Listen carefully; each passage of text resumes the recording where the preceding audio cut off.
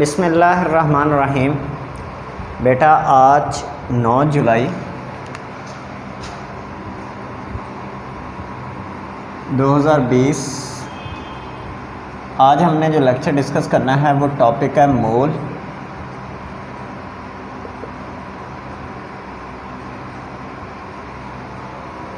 मोल actually एक amount का नाम है। आप यूँ समझ लें जैसे 12 आइटम्स हों तो वो 1 दर्जन होता है।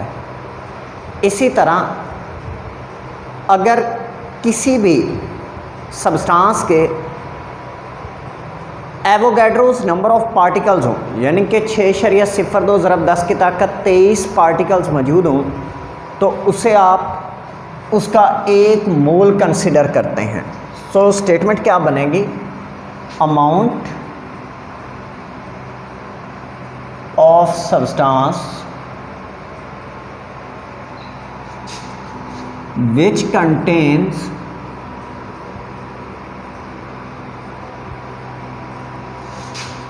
6.02 multiplied by 10 to raised power 23 number of particles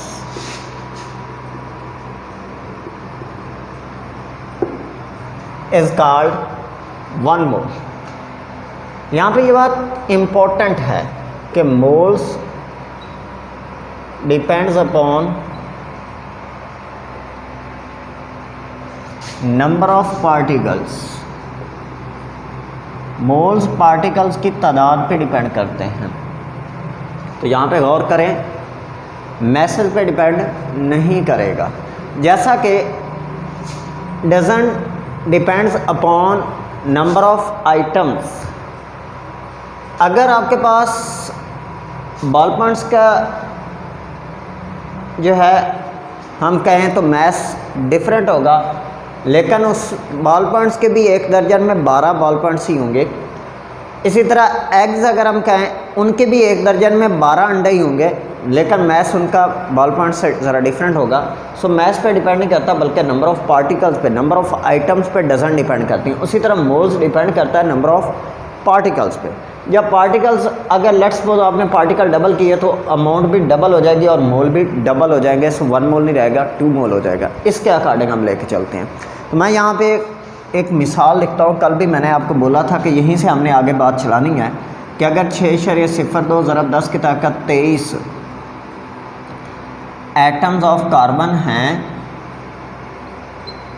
तो इसका मतलब कि वो हमारे पास 1 मोल ऑफ कार्बन है और इसका मैस होगा 12 ग्राम।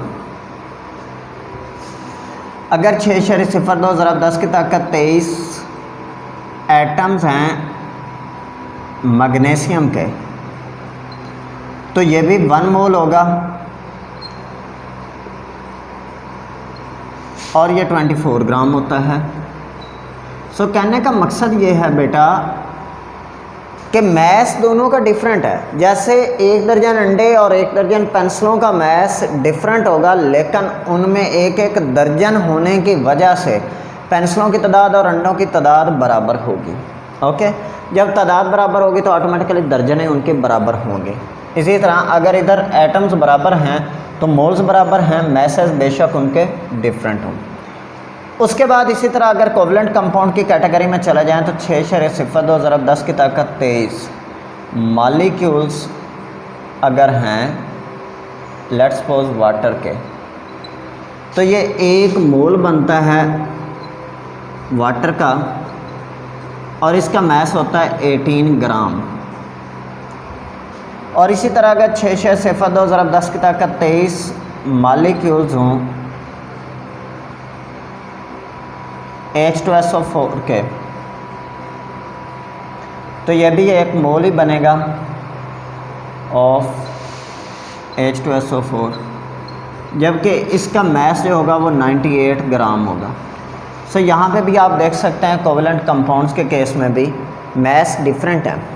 मोल्स बराबर हैं क्योंकि मॉलिक्यूल्स बराबर हैं, यानी कि मॉलिक्यूल्स बराबर हों मोल्स बराबर होते हैं, मोल्स बराबर हों मॉलिक्यूल्स बराबर होते हैं। नेक्स्ट वन, अगर आयोनिक कंपाउंड के लिए हम बात करें तो 6.02 ज़रब 10 की ताकत 23 formula units of let's suppose NaCl हमने लिखा, तो ये 1 मोल हो जाएगा NaCl का, और ये 58.5 ग्राम होता है।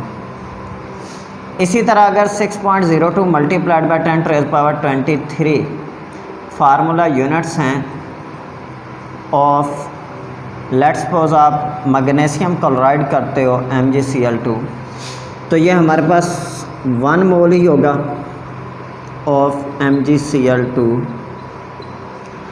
जबकि इसका मैस कितना होगा 95 ग्राम। मैसेज इनके डिफरेंट है,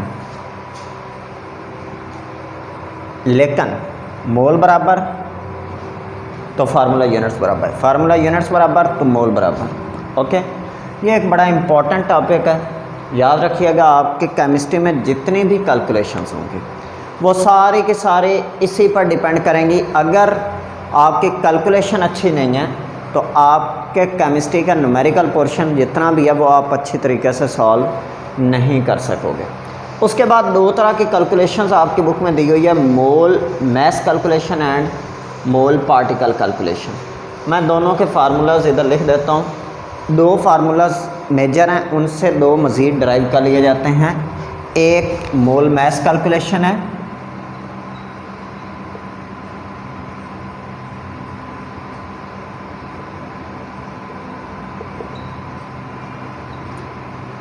इसके मुताबिक मोल्स बराबर होते हैं given mass over molar mass. इससे ड्राइव्ड फार्मूला के सम टाइम आपको मोल्स दिए होते हैं और कहता है कि मैस मालूम करो, तो वो गिवन मैस नहीं रहेगा, वो अननोन मैस बन जाएगा, और ये मोलर मैस इधर डिवाइड हो रहा है, इधर आके क्या हो जाएगा multiply. So moles multiplied by molar mass will be equal to unknown mass. 2 ये फार्मूलाज आपने अच्छी तरह से याद करने हैं, और 2 ही इधर लिख रहा हूँ कि मोल particle calculation.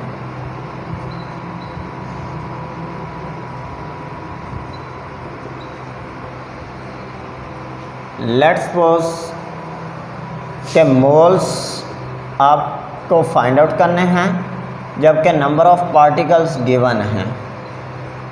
Number of particles divided by Avogadro's number. ऐसा भी मुमकिन है कि आपको मोल्स दे दिए जाएं और कहे कि पार्टिकल्स फाइंड आउट करो, तो आप ये एवोगैड्रोस नंबर इधर डिवाइड हो रहा है, इधर आके मल्टीप्लाई करवा दें, तो moles multiplied by Avogadro's number will be equal to number of particles. याद रखिएगा, अगर आपको नंबर ऑफ पार्टिकल्स गिवन है, नंबर ऑफ पार्टिकल्स गिवन है और कहता है कि मैस कैलकुलेट करें आप, तो आप डायरेक्ट नहीं करोगे, बल्कि आप नंबर ऑफ पार्टिकल्स को डिवाइड करोगे एवोगैड्रोस नंबर से, आप उसके मोल्स निकालोगे, जितने मोल्स आएंगे उसके मोलर मैस से मल्टीप्लाई करोगे तो आप उसका मैस फाइंड आउट करोगे। या आपको मैस अगर दिया हुआ है और वो कहता है कि आप पार्टिकल फाइंड आउट करें, तो आप मैस से पहले मोल्स उसके फाइंड आउट करो, मोल्स के मल्टीप्लाई करो एवोगैड्रोस नंबर से, और इस तरह उसके आप पार्टिकल फाइंड आउट करो इनडायरेक्ट वे। यानी कि सबके दरमियान में एक कड़ी का काम, जोड़ने वाले का काम जो है वो मोल करता है। मोल जो है वो मैस से भी ताल्लुक़ कायम करवाता है, मोल जो है वो पार्टिकल से भी ताल्लुक़ कायम करवाता है। क्लियर हो गया। इसके साथ कुछ एग्जांपल्स आपकी बुक में हैं, वो आप लोगों ने बेटा खुद करनी है। टेस्ट योर सेल्फ भी लास्ट पे एक दी हुई है, वो भी आपने खुद करनी है। इसके साथ ही आपका चैप्टर फिनिश हो जाता है। पेज नंबर 23 पे वो 3-4 इंटरेस्टिंग वो पैराग्राफ्स दिए हुए हैं जो ब्लू कलर की हेडिंग्स हैं, वो भी आपने खुद करने हैं। अगर उसमें किसी भी बच्चे का कोई भी सवाल हो तो वो मुझे आप इनबॉक्स में पूछ सकते हैं। अगर आप लोग अटेंटिव हों तो बेटा ये जहन में रखिएगा, मैं एक बार दोबारा मेंशन करता चलूँ कि यह कैलकुलेशन बहुत ही ज़्यादा इम्पोर्टेंट है। उम्मीद करता हूँ कि आप लोग तावन करेंगे। शुक्रिया बेटा, अल्लाह हाफिज़।